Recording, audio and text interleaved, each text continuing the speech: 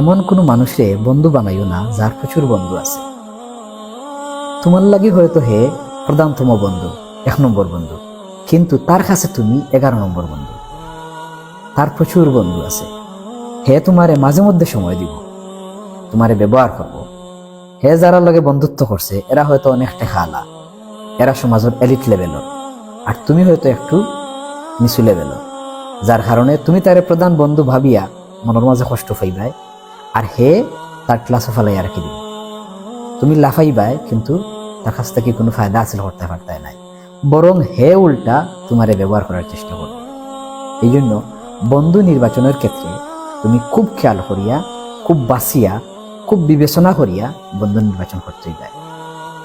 বন্ধু যদি এমন না হয় যে তোমার বিপদে আপদে তোমারে কেয়ার করতে পারে না, তোমার খেয়াল রাখতে পারে না, অন্তত পক্ষে ভালো একটা পরামর্শ দিতে পারে না, বা পরামর্শ দেওয়ার দরকারও মনে করে না, তাইলে এমন বন্ধুর লগে তোমার বন্ধুত্ব করার কোনো সার্থকতা নাই, কোনো যৌক্তিকতা নাই।